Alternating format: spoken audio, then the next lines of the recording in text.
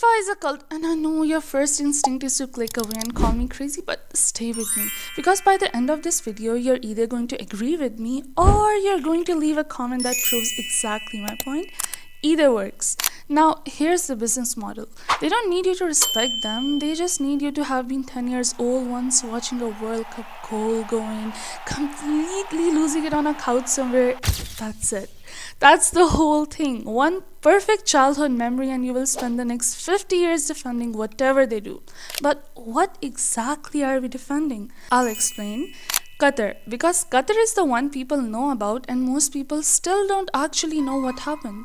The kafala system, that's the labor system Qatar runs. When migrant workers, mostly from Nepal, Bangladesh, India, the Philippines, arrive to work, their employer takes their passport. Legally. They cannot leave the country, cannot change jobs, cannot go home without their employer's permission. They are, by any functional definition, legal slaves. And I will die by this statement. They built the stadiums in 50-degree heat when they collapsed and died, and the Guardian's investigation put the death toll at over 6,500 workers over the construction period.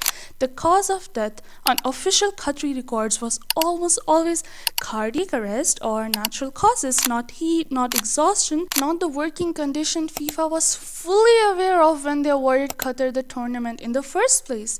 And did we hold FIFA accountable? Oh yes, we gave them a very serious consequence to their actions. What was it, you may ask? The highest earning World Cup in history, obviously. So what does FIFA do to get the same results? Give Saudi Arabia 2034 using a rigged bidding system, duh! And guess what system Saudi Arabia works under? Kafala system, yay! The same one, of course, because where else will we generate profits other than holding legal slaves? Migrant workers, same passport confiscation, same inability to leave without employer permission, same documented history of worker deaths on construction projects. Do you still have doubts? Don't worry, I have more to say. FIFA is just oh so generous when committing atrocities after all that I can't seem to end out of points. 2022, Russia invades Ukraine, and guess what? FIFA discovers it has values overnight. Surprising, I know. Statements, bans, press conferences about integrity and solidarity. They moved fast. It was almost impressive. Then the International Court of Justice, the actual United Nations World Court, used the word genocide in proceedings against Israel for what's happening in Gaza. Not a Twitter argument or a random movement. The highest international legal body on the planet, genocide. Entire neighborhoods are rubble. Palestinian journalists, doctors, entire families gone. The Palestinian football team has lost players. Their stadium was turned into a literal war shelter. Do you think that's the end of the story? Sorry to disappoint you, but two Palestinian women's national team players were also detained by Israeli forces.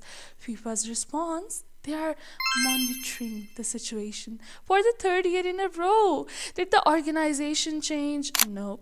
Did the rule book change? Nuh-uh. But while Russia gets banned in weeks, Israel only gets a strongly worded monitoring.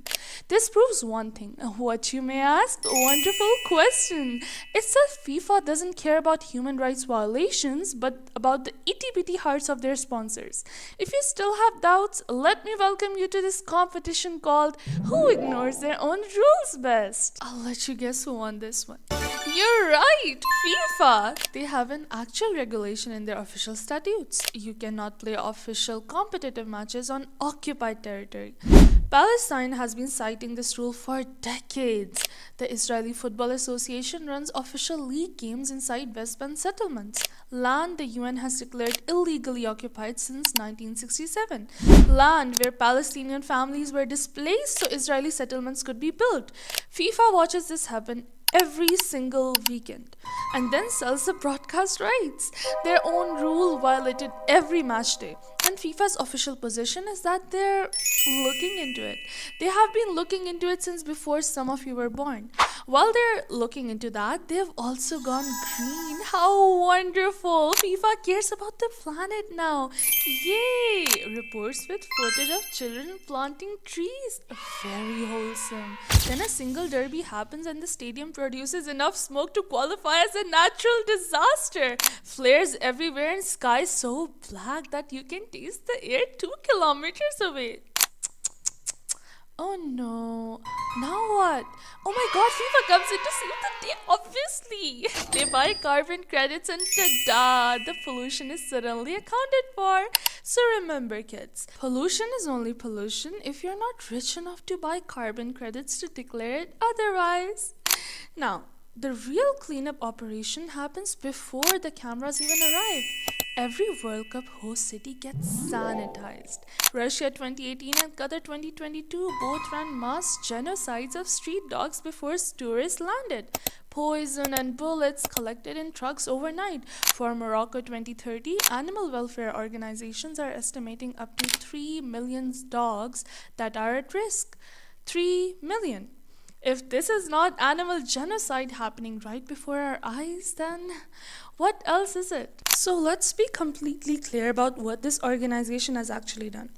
They apply their own rules selectively based on geopolitics. They ignore a written regulation being violated every single week. They offset environmental damage with paperwork. They schedule mass animal killings around opening ceremonies. They awarded a tournament to a country where thousands of workers died and called it a success. They then awarded the next one to a country with the same labor system to a process designed to prevent competition. Here's what we keep getting wrong. We keep saying, I love football, not FIFA, as if those two are different things. They're not. FIFA doesn't just organize football, it owns the biggest stage in the sport, the World Cup. The qualifiers, the rankings, the referees, the rules, the broadcast. When you fall in love with football, FIFA makes sure that it's standing between you and the game. And that's the genius of it.